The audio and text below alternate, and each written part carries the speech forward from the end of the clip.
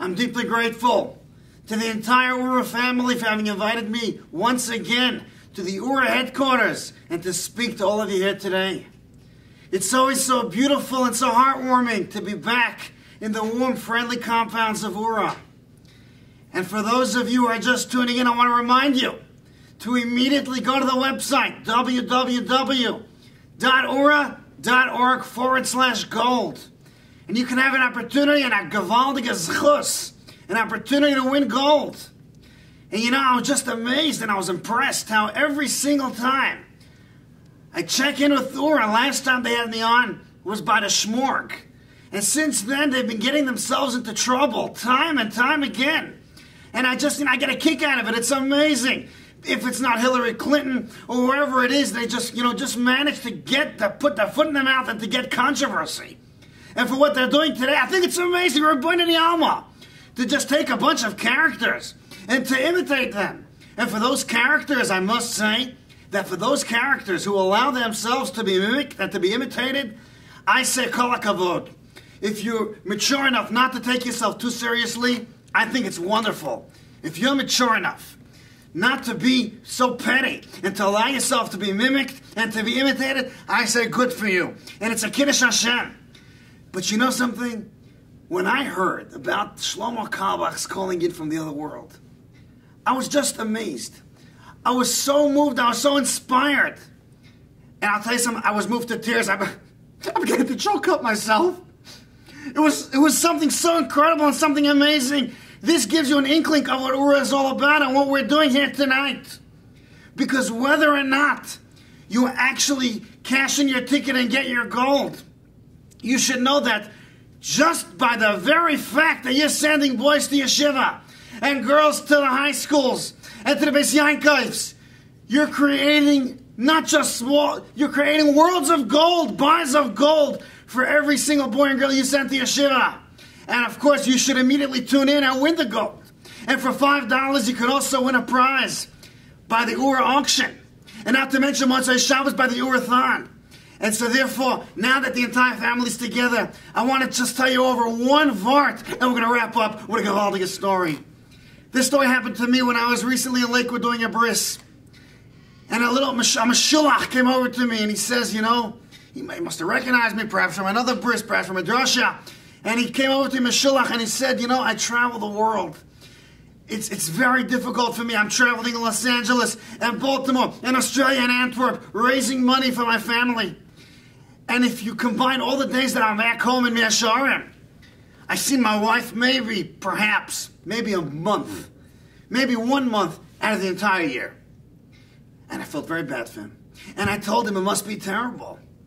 Ein chodesh for a ganz yar. It must be gefährlich. And for those of you, I want you to listen closely for the family and Shalom Bayis, for all of you are together. He tells me, the Mashulach. He said, you should know. It's gefährlich, it's very hard. Every minute of it's hard. But I think to myself, ein chodesh and ishtar schlecht. 1 month is not so bad. I can hold out. That's a gewaldige lesson. So let's remember the gewaldige lesson. Let's remember these lessons. And let's take these stories to heart. I want to share over with you just one more incredible gewaldige Maisa. This happened to me when I was doing a bris in Eretz Yisrael, and once again, it has to do with Shalom Bayis. A fellow, I'm not going to mention any names, but you all know him very well. And he told me the next time you're at a bris, or the next time you're giving a drasha, be mafarsim this story, because it can be mechazak yidden. And now, once again, because the family's together, I want to bring the point home. This fellow was driving in Eretz Yisrael, and he got stopped by a police officer.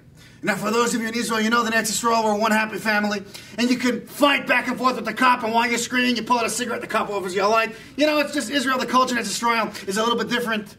And sure enough, he gets stopped. And the next thing he knows, his wife is screaming at him, and he says, I told you to put on the seatbelt. I told you shouldn't speed. And I told you to go with kilometers and not miles. And the wife is screaming at him, and it's a churban in the car. And the police officer stops him, and he sees what's going on. And the cop says, you know, just, you want me to, is everything okay over here? Who is this lady over here? And he tells the officer, oh, Zotam Misas Shali. This is my Misas. Yeah, my Misas Shali. And the officer breaks into a smile and says, you know what? I'm going to let you go. Tehei Misascha Kaparascha. I'm going to let you go. But that's not the end of the story. As soon as the officer was leaving, he reminded him of just one last thing. He turns to the lady and he says, watch his driving. Sure enough, the officer's about to go back into his rechev, into his car. And the wife is at it once again, and she's walking like a hawk. He gets out of the car, and he turns to the police officer and he says, Adoni HaShoter, officer, please come back here. Tavili et hadoch. Tavili et hadoch. Doch means din cheshbon. It's a ticket. Tavili et ha ticket. I'd rather you give me the ticket. And so therefore, let's try to remember. You know, recently, I was in Eretz Yisrael once again, and a fellow told me, and all these lessons is to tell you about consideration.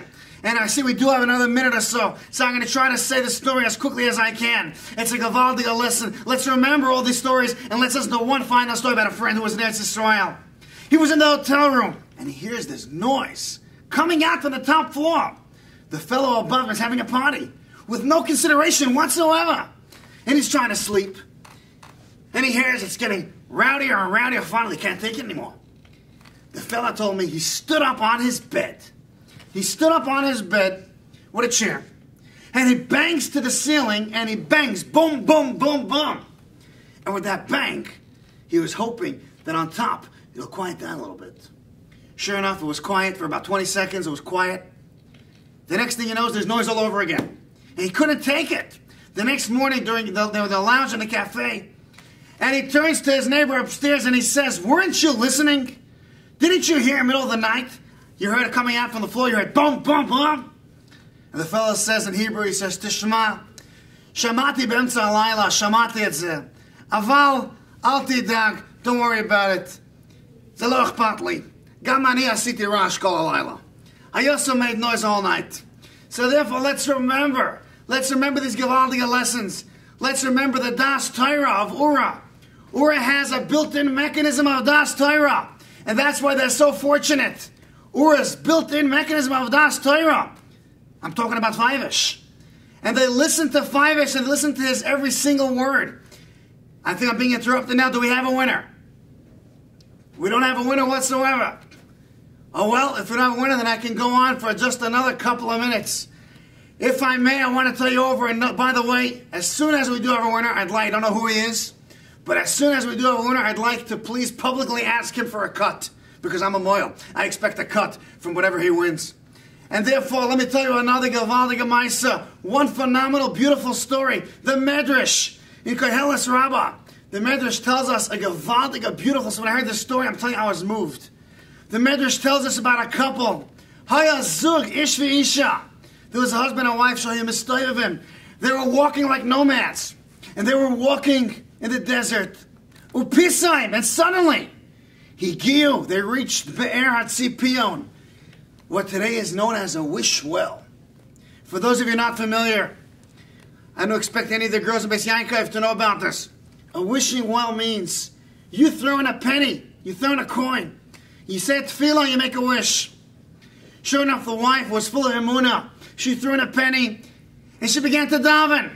And she began to daven, and she was davening, and she was making a wish. She wanted shalom bayis. She had so much tzara, so she was davening. And the husband completely ignored it. Was cold-hearted, and he ignored the whole thing. After a little while, she finished davening, and she turns to her husband, and she says, are you not going to daven? You're going to make a wish. And he says, nah, leave me alone. I have no koyach. Leave me alone. She says, please, just daven, make a wish. Sure enough, the husband says, all right, fine. Sure. He stood by the well. He throws in a penny, and the next thing he knows, he fell down. And he's falling down, it's going plop, plop, plop, plop, plop, plop. And there's no place for him to go. And the well is round. There's no place for him to climb it. And that's when she starts wiping away her tears. And she began to cry. And she said, Rabbeinu Shalom, wow, I see, it really works. Isn't that amazing? Let's remember those phenomenal stories. And I thank you for inviting me to Oorah. And I thank you for listening. And I think we do have a winner right now. It gives me great pleasure to announce the winner, Batsheva Alpert. 1 bar of gold from Brooklyn, New York. Mazel tov, Batsheva. You should use it. Gesundheit.